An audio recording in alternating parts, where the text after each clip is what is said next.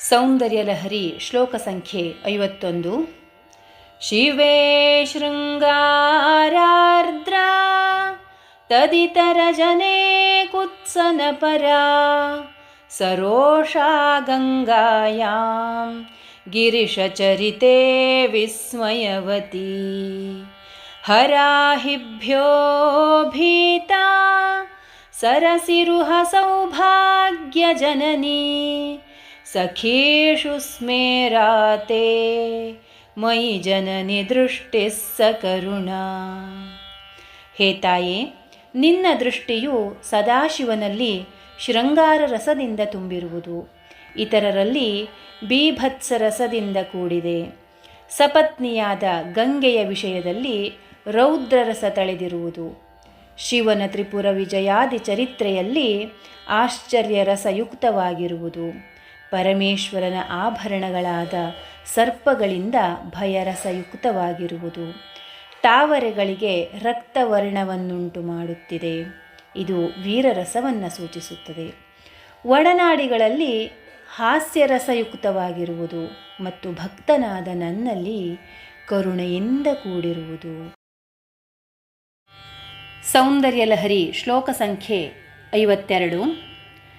ಗತೆ ಕರ್ಣಾಭ್ಯರ್ಣಂ ಗರುತ ಇವ ಪಕ್ಷ್ಮಾಣಿ ದಧತಿ ಪುರಾಂಭೇತ್ತುಶ್ಚಿತ್ತ ಪ್ರಶಮರಸ ವಿದ್ರಾವಣ ಫಲೇ ಇಮೇ ನೇತ್ರೇ ಗೋತ್ರಾಧರಪತಿ ಕುಲೋತ್ತಂ ಸಕಲಿಕೆ ತವಾಕರ್ಣಾಕೃಷ್ಟಸ್ಮರಶರವಿಲಾಸಂ ಕಲಯತಃ.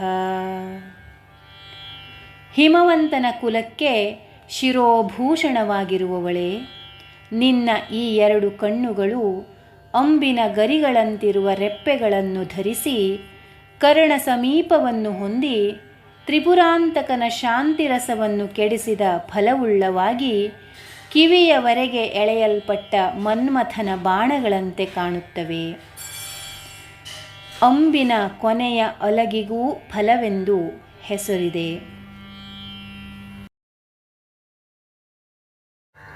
ಸೌಂದರ್ಯಲಹರಿ ಶ್ಲೋಕ ಸಂಖ್ಯೆ 53. ವಿಭಕ್ತತ್ರೈವರ್ಣ್ಯಂ ವ್ಯತಿಕರಿತಲೀಲಾಂಜನತಯಾ ವಿಭಾತಿ ತ್ವನ್ನೇತ್ರತ್ರಿತಯಮಿದಮೀಶಾನದಯಿತೆ ಪುನಃ ಸ್ರಷ್ಟುಂ ದೇವಾನ್ ದ್ರುಹಿಣ ಹರಿರುದ್ರಾನುಪರತಾನ್ ರಜಸ್ಸತ್ವಂ ಬಿಭ್ರತ್ ತಮ ಇತಿ ಗುಣಾನಾಂ ತ್ರಯಮಿವ.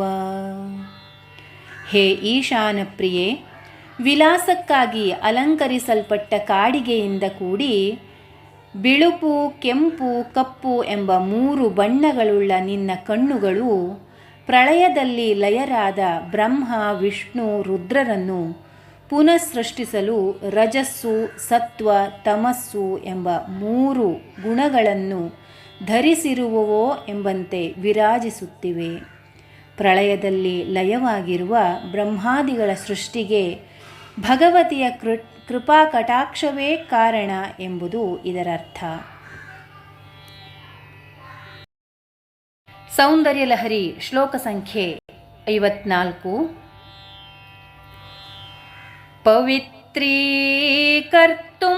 ನಃ ಪಶುಪತಿ ಪರಾಧೀನ ಹೃದಯೇ ದಯಾಮಿತ್ರೈರ್ನೇತ್ರೈಃ ಅರುಣಧವಲಶ್ಯಾಮರುಚಿಭಿಃ ನ ದಶೋಣೋ ಗಂಗಾ ತಪನತನಯೇತಿ ಧ್ರುವಮಮುಂ ತ್ರಯಾಣಾಂ ತೀರ್ಥಾನಾಂ ಉಪನಯಸಿ ಸಂಭೇದಮನಘಂ.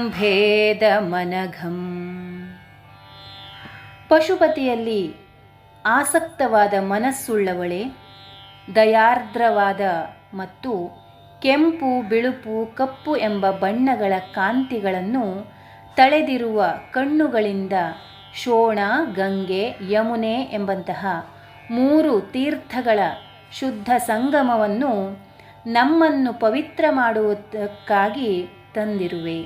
ಇದು ಸತ್ಯ. ಸೌಂದರ್ಯ ಲಹರಿ ಶ್ಲೋಕ ಸಂಖ್ಯೆ 55.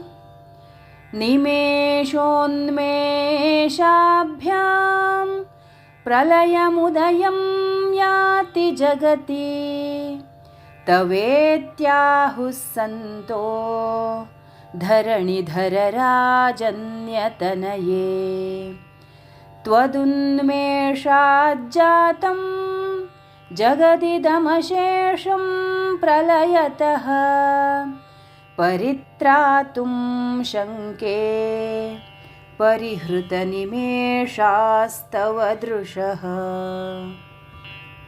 ಹೇ ಪರ್ವತ ರಾಜಕುಮಾರಿ, ನಿನ್ನ ಕಣ್ಣು ಮುಚ್ಚಿ ತೆರೆಯುವಿಕೆಗಳಿಂದ ಜಗತ್ತು ಪ್ರಳಯವನ್ನು ಉತ್ಪತ್ತಿಯನ್ನು ಹೊಂದುತ್ತದೆಂದು ವ್ಯಾಸರೇ ಮೊದಲಾದ ಸಂತರು ಹೇಳಿರುತ್ತಾರೆ.